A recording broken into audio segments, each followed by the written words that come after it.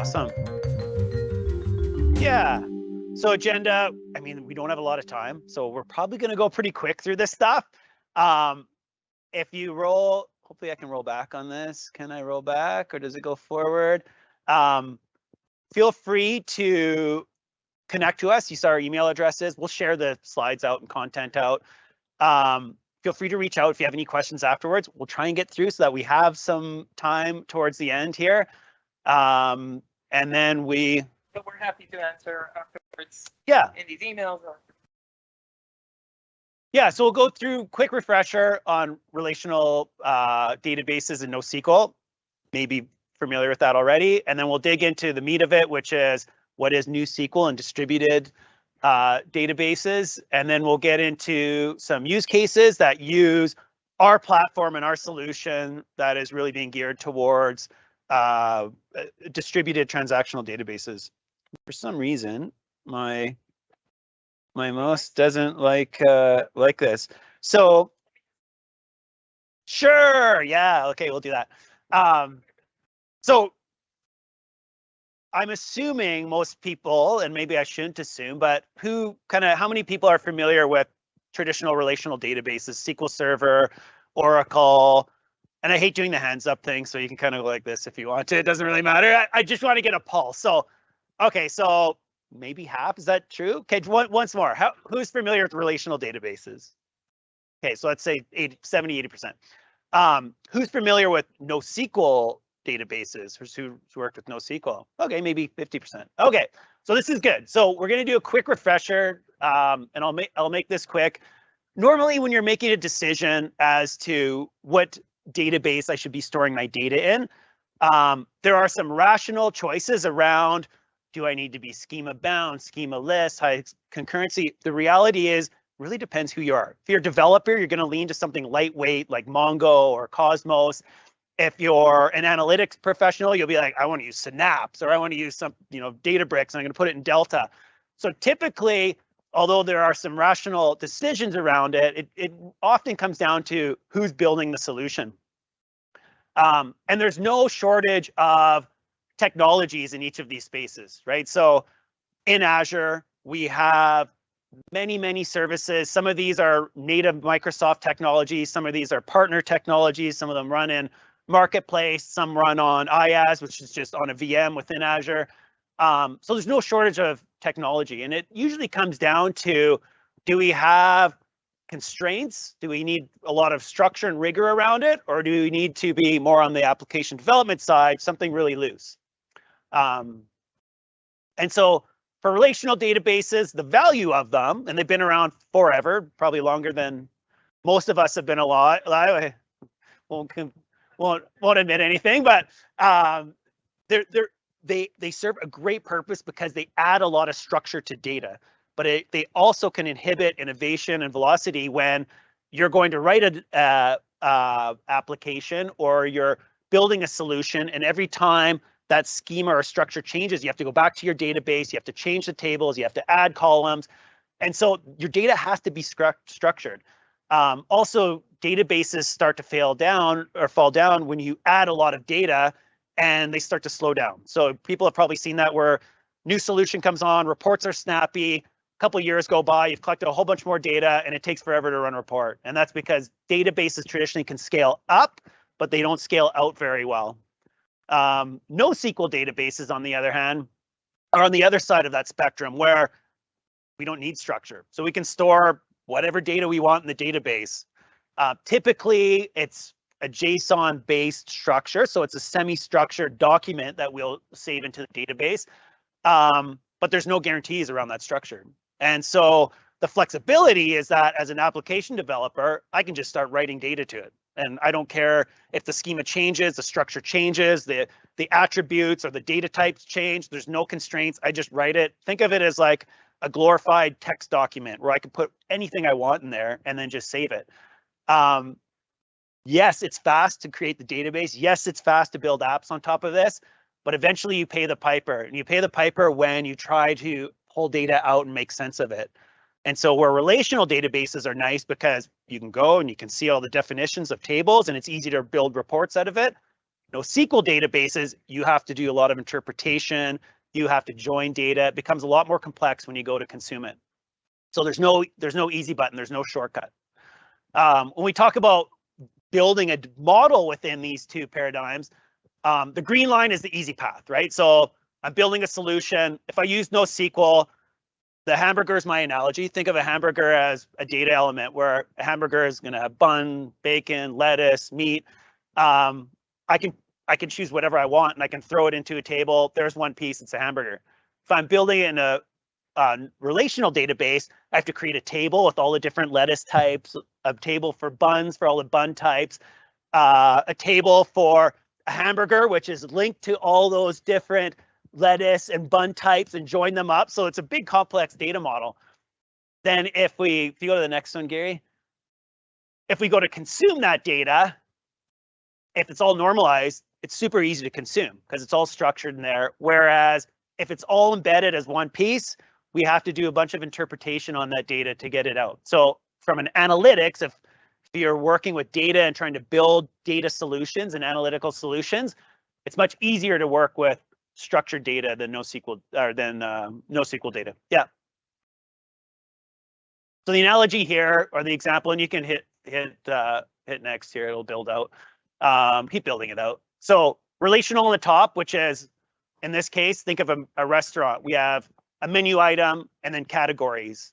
And so you may have a bunch of starters as a category. You're going to have mains as a category. You're going to have drinks as a category. And then you have menu items. And so there's a relationship and structure there.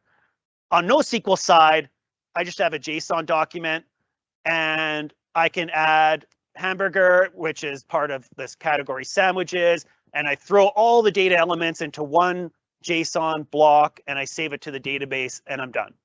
And so that's kind of the difference between how that data looks and is stored. Oh, we're gonna chase. So either that or I'll just no. So to close that off, we have these two paradigms, right? Lots of flexibility or lots of constraints and structure. Where we're going now with it is, how about we join those two worlds together? And this is where Gary's going to start introducing. Okay. That's good. Okay. So, like Tyler said, they're the two extremes, either very structured or completely Wild West unstructured. And we are looking at what can we do that joins these two approaches together. And that's what we flavor of the week now called NewSQL. Some of you that have been around the space for a while will recognize some of those principles from other architectures or technologies that have come. But this is where we are right now with modern solutions that kind of support the best of both worlds, if you will. Yeah, there was an article 10 years ago from 451 Research on NewSQL. So it's not actually New. been around for a long time. It'll probably have to get rebranded distributed SQL because it's not new and it just confuses people. But it's catchy. You know, similarly to modern data architecture, using words as new and modern in the tech world is a very risky thing. Very, very quickly it becomes a bit irrelevant. So what is NewSQL? So first of all, it is a SQL database. It is structured. We get all of the strength and structure and rules that we get out of a traditional relational database. But at the same time, it also does support the unstructured data. And that could be implemented in several different ways, but typically we're talking about a schema that exists as a structure. It's a schema on write, but it is flexible. So some of the schema is JSON files, and it could be descripted as a table that has JSON columns on it.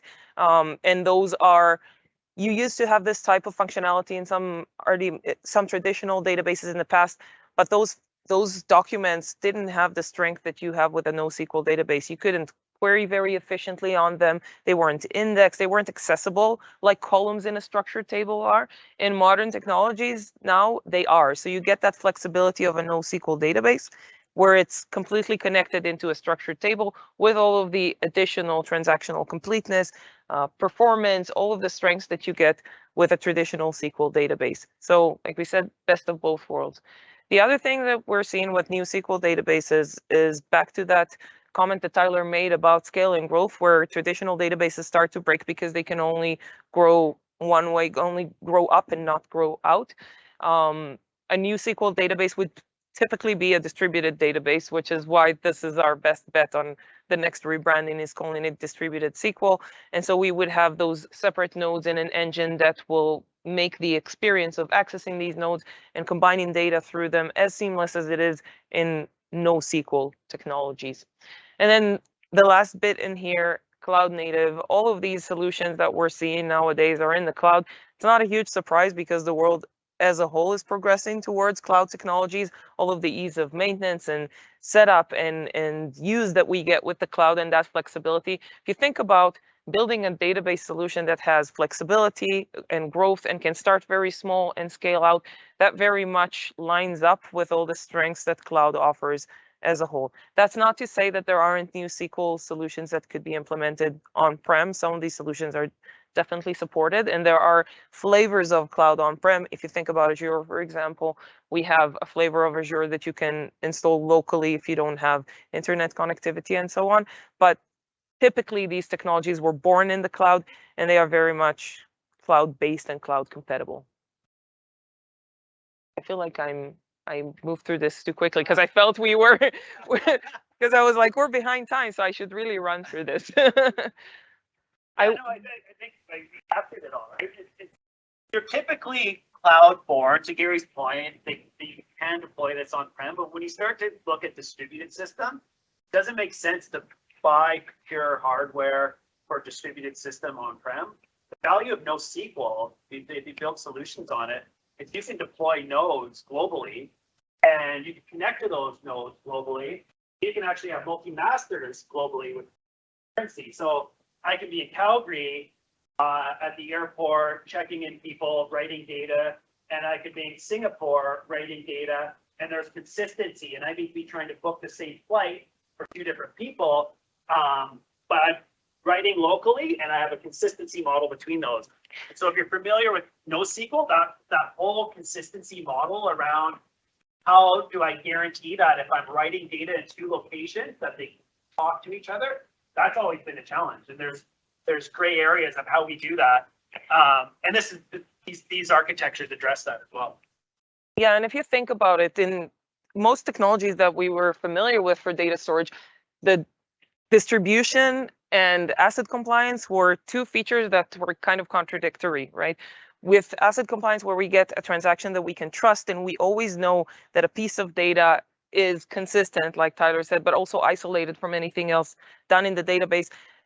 Just in terms of the way that the technology is built, the way that we could guarantee this is that every node or every piece of the technology is connected to each other. The minute you start distributing that out, it becomes that much more complicated to know for certain that every node in a distributed architecture is still connected to all the other nodes. What those technologies give us is that ability to distribute. And it could be geographically, like Tyler was describing, or it could be merely a performance indicator. So when we do want to scale up and we want to have every node independent, some of the data might be duplicated across nodes, and we still want to have that consistency between them. It becomes quite complex to manage it yourself, and now we have technologies that perform that for you.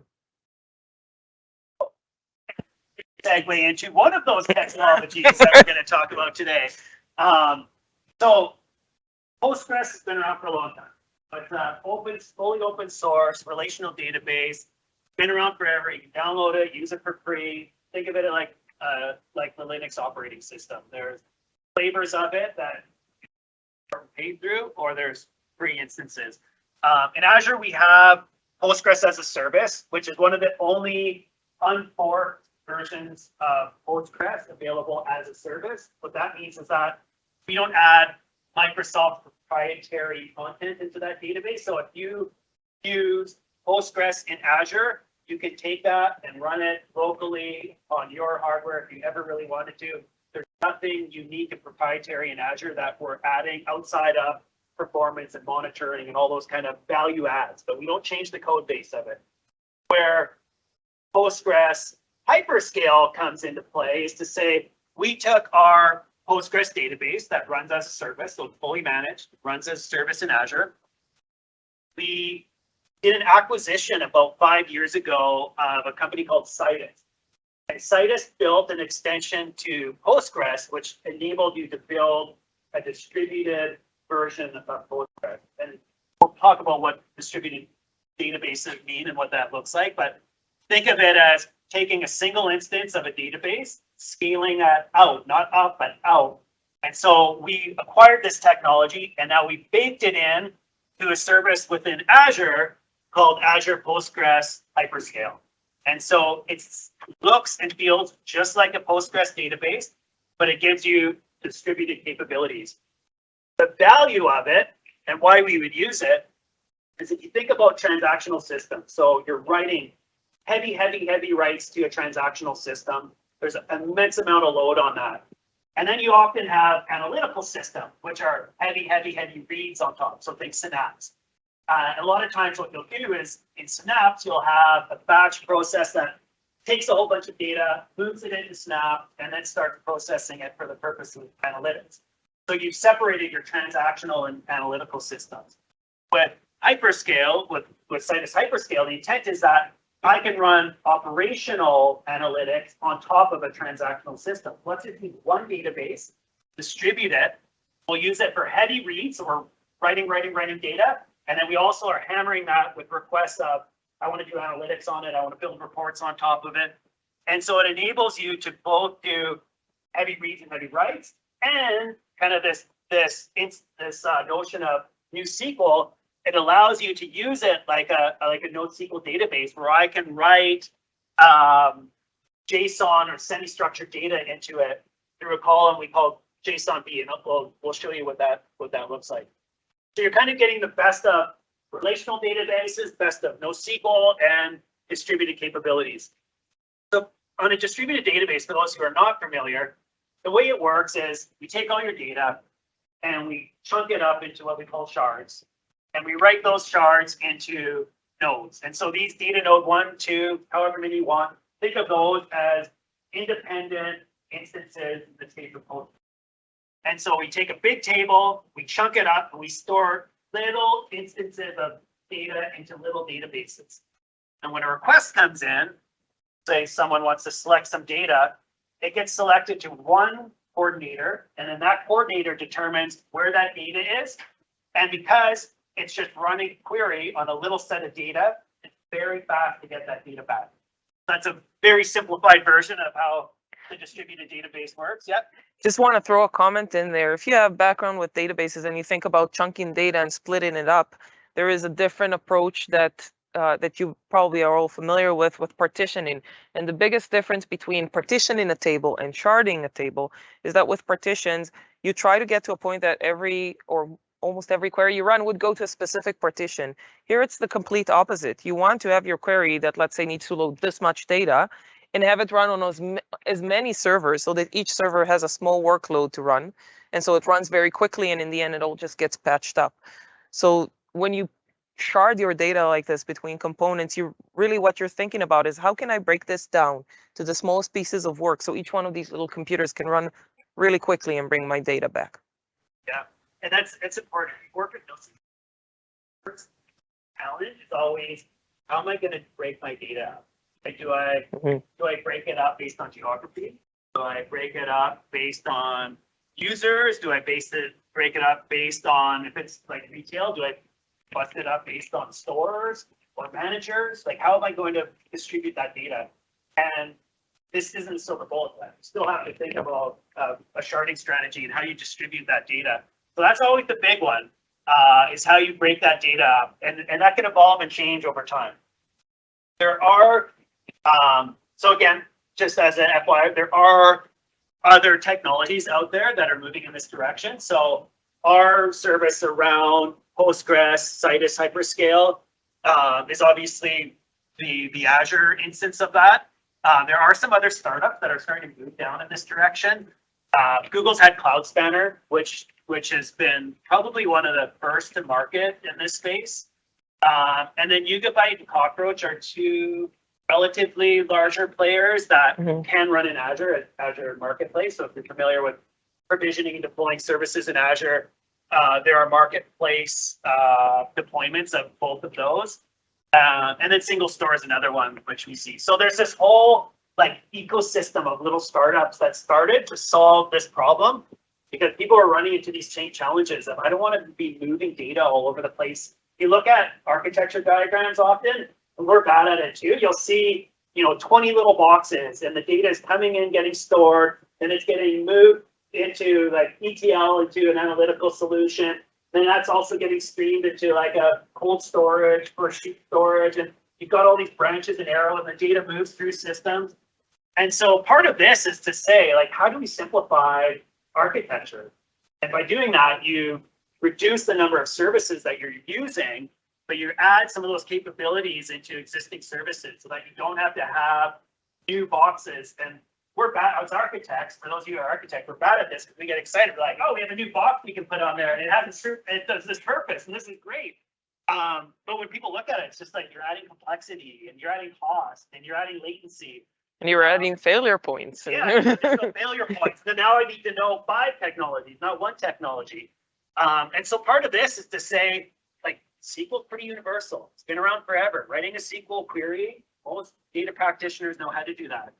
And so where Cloud Spanner went to a very proprietary way to interface with the data, Yugabyte and Cockroach have like a pseudo Postgres interface. So they have like a pseudo SQL interface to it. And our approach is like, let's just use Postgres. If you're familiar with writing SQL queries, then you're writing SQL queries against it. So just trying to simplify that approach. We have a announcement coming in October around this. So right now we're talking about Citus Hyperscale, which you can go and deploy today, you can use. We are formalizing a new roadmap and product direction. It's not pivoting away from that, but it's how we're going to extend this and build this out further. So that's coming in October at Ignite. So it's a free conference. I would go just register for it. It's free to register for it. Search any kind of sessions you want. You can go and watch them on demand. So it's pretty cool. If you miss any sessions, you can go back and watch them. But we will be announcing what our kind of roadmap and solution around distributed SQL is going to be. And this is kind of a bit of a precursor to what you might see. Mm-hmm. Okay, so Gary's going to talk, how do we make this real? Enough on slideware and architecture. Let's talk about some real use cases. So we put together a little example to just take this thing a little bit down to earth, and then Tyler is going to later demo the tech for you to see how it actually runs. But we took a use case of asset tracking, which we believe is pretty universal and understandable. We have a lot of data coming in from our assets in the field. Data at creation is structured, but it's structured differently for each one of these assets. Each asset has different data that gets tracked for it. And then when it's captured, for each one of these structures, we're going to have a different schema where we document this data. So we want to do operational reporting on top of it. We want to mesh those different data structures together, which typically we would do with an ETL, right? If we have those different schemas, we put it together, we process it, and then it's ready for analytics. We need to easily access it, and we need to be able to bridge those different structures. And when I'm saying different structures, we actually have the data laid out on a slide to make this a little more real. Do you mind clicking for me? So we have 3 types of assets that we're tracking data for in our scenario here. We have trucks, we have pumps, and we have shovels. And some of the things that we know about these assets are the same for all of them. All of them have a name, all of them have a type, all of them have temperature and time that were sampled, but each one of them has a little bit of a different, specific to that type of asset data that we are collecting from sensors in the field. And so that green frame shows you those fields that are the same for all these different assets. And then trucks will have fuel and speed, pumps will have RPM and pressure, and shovels will have swing velocity and tooth life, which none of these correlate between those different assets. So there are a few different ways that we could model this data if we're looking at a more traditional SQL structured solution. We're going to walk you through a few of these. So option 1 is we have a table for each. That's the classic, each one of them is a little different. There's a table for trucks, pumps, and shovels, and each table has the relevant data. When we want to report off of it, we need to connect these 3. Typically, it's not all of them together. So if we have a question like, how many assets do we have? Or how many assets did we have running a certain temperature at the point in time, every query like that would need to be 3 queries put together, redundancies checked, and so on. So not the smoothest solution. Not to mention most organizations.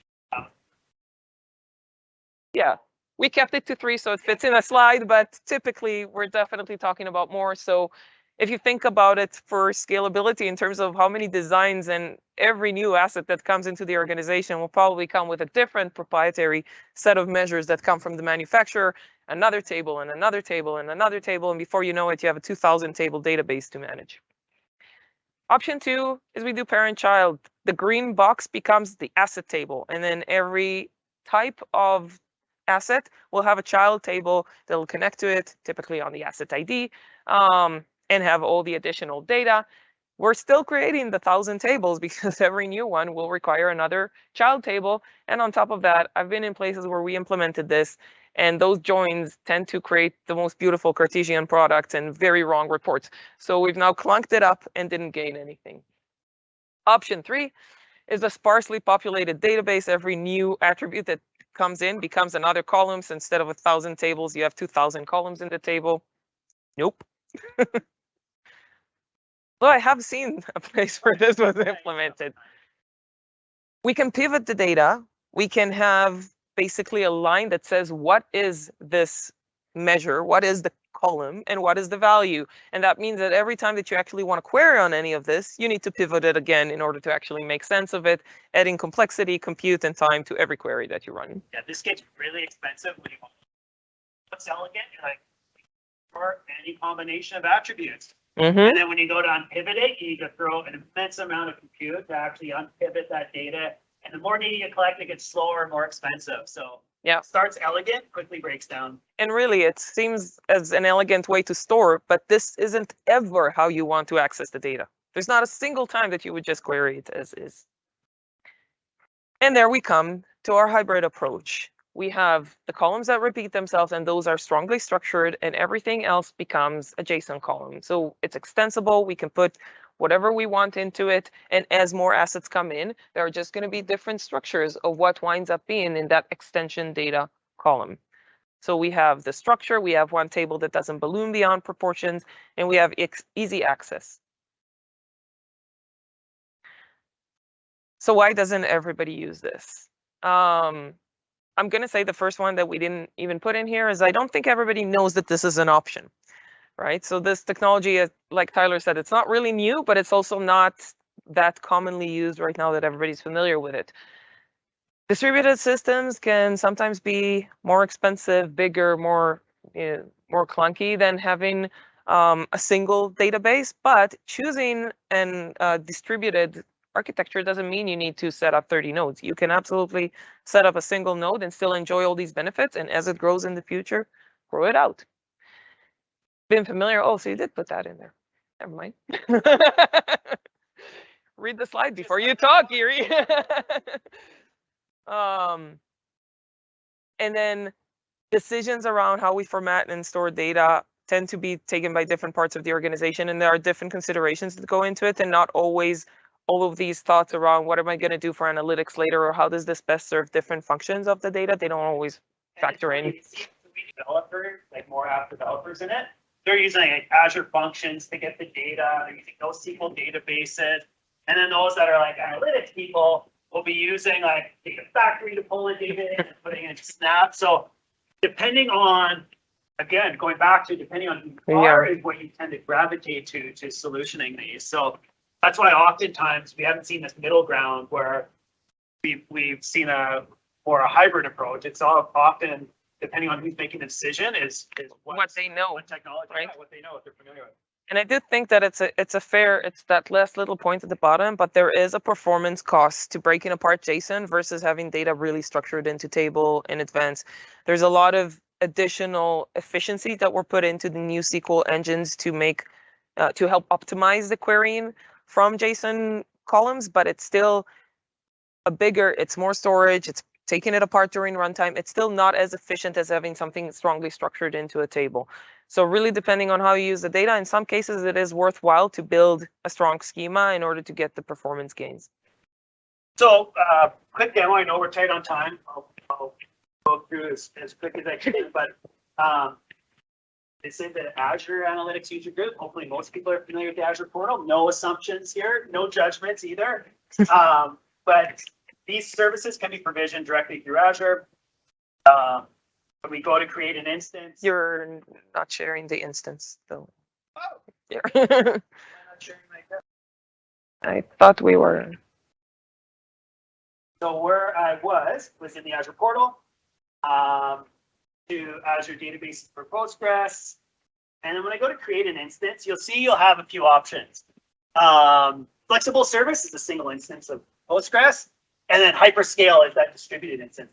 You can deploy a single node of hyperscale, which is essentially like a flexible service. So it's not distributed yet. So when you deploy a single node, it's less expensive and you work with it as a single instance, but you have the option to then scale it out whenever you need to. Single server, don't use, that's eventually being deprecated. And Arc is if you want to extend. Arc is basically on-prem. If you want to have your own Azure in a little fishbowl, that's Arc.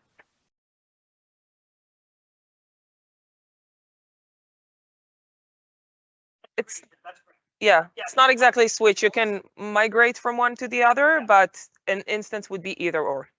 Yeah, so which is why, again, good question. If you think or suspect that you're going to want to distribute the data, use a single node of hyperscale, because then you have the option of just scaling it out. You don't have to without having to migrate or do anything else, right? Yeah. So I have a little, again, I'm going to share all the source code and stuff you guys can use. I have a little Python producer that I wrote that lets you specify a type of asset. So I'm going to run this. I'll say an asset name or an asset type is going to be, let's see, truck. And the name is, I don't know what's like. Okay, 0066. I don't know. Make something up. So what this is going to do is just start streaming data to our database. And if I were the truck is going. What's that? The truck is going. So I'm demonstrating. Columns, and then you see these, which are JSON based.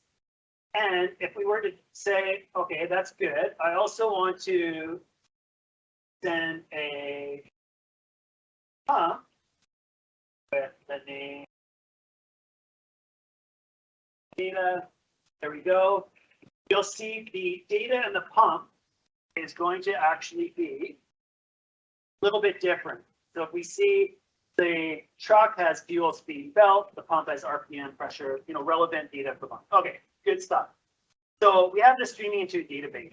On our database, we've actually created a table, which looks like just a normal table, except for this one column, which is of type JSONB. And that's where we tell the database that it's actually stored as a JSON structure and it's semi-structured. We can still build out indexes on it for performance. And then we also can do this, which is unique to the Citus instance of it, which is going to distribute that data based on, in this case, my asset type. So that means that pumps are going to go into one instance, trucks are going to go into another. That's how I chose to distribute. Once we get that done, we can actually start running queries against it. So if I were to just do a quick query, data itself,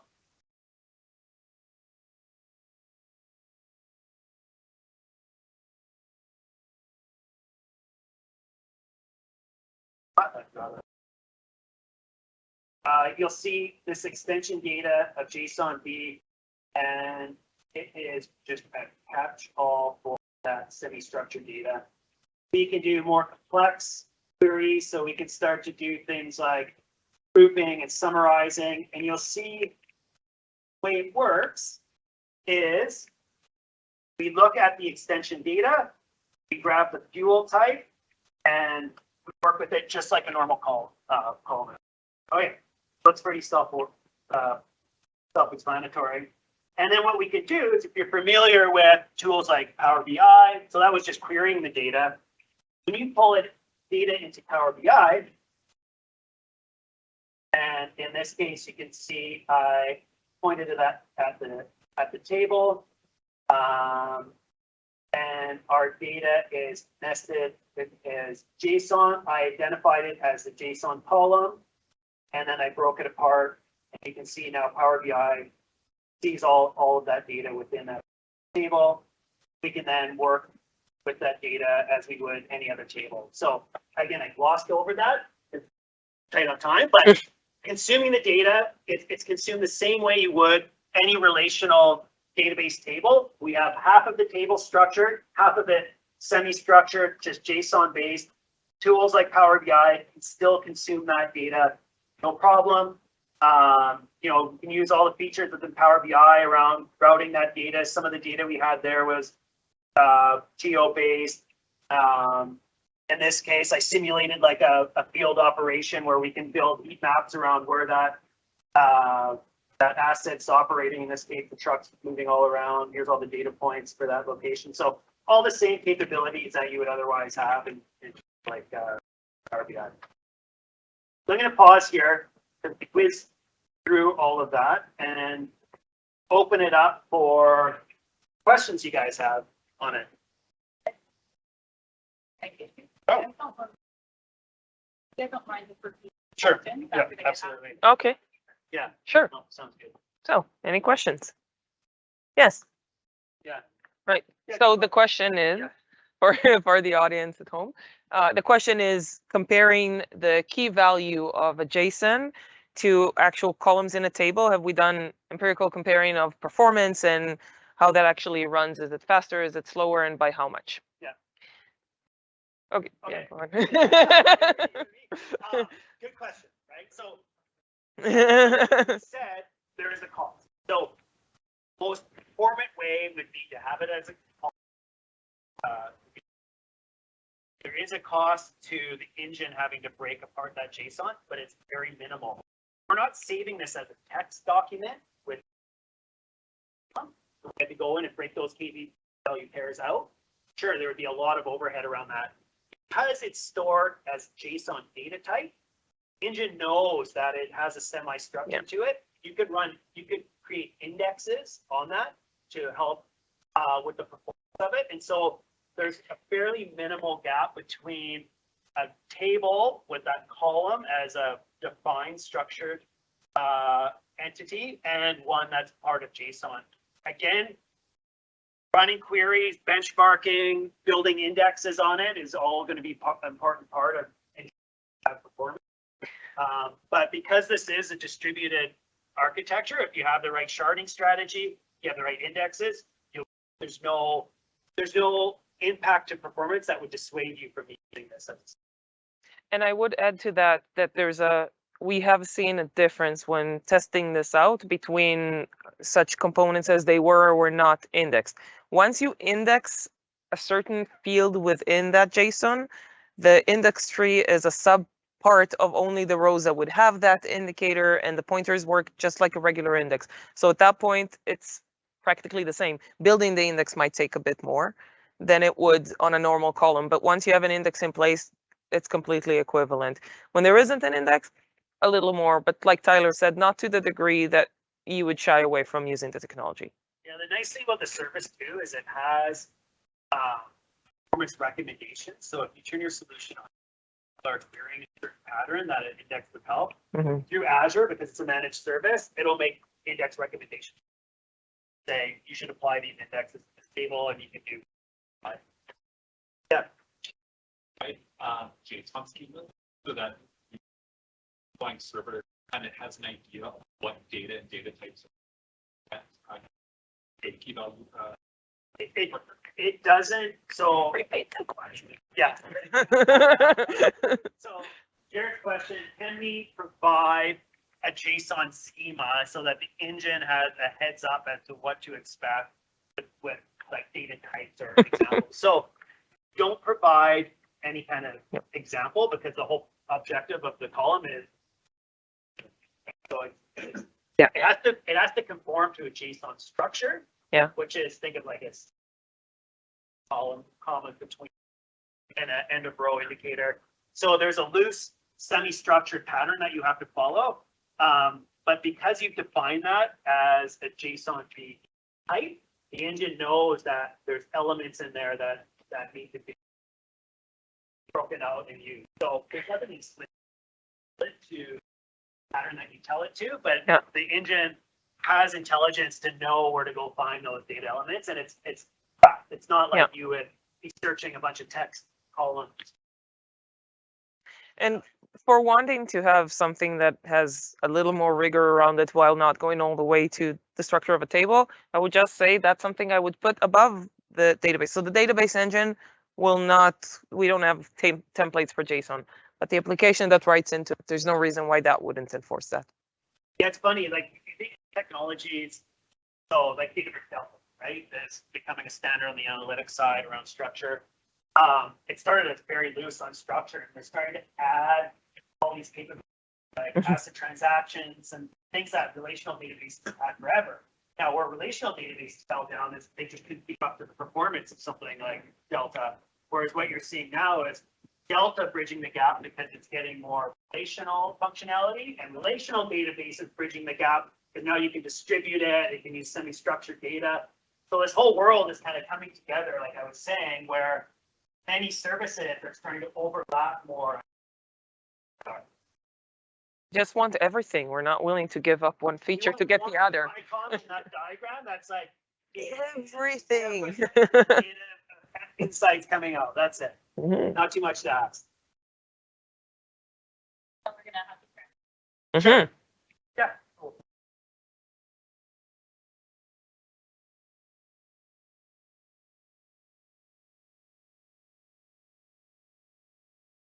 Yeah. Super good question, right? Like, okay, how does this overlap with Cosmos DB? Very similar in the sense that in Cosmos DB, you still have to think about how you're going to shard that data. The data gets written in very similar ways.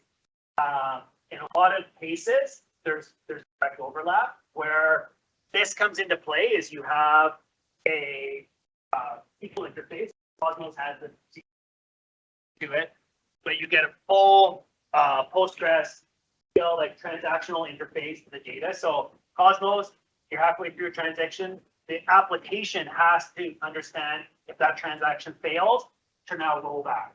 Right? Cosmos doesn't have ACID consistency with transactions, whereas you're getting all the benefits of a relational database here. So I can roll transactions back. I can ensure that there's consistency in the data. Oh, and I can store unstructured, semi-structured data.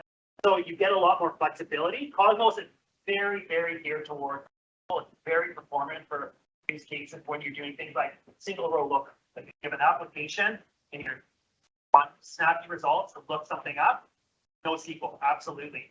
With this, think of it where the sweet spot is I have a transactional system and I want to do operational analytics on top of it. I want to big data, joining data, I want to be using SQL.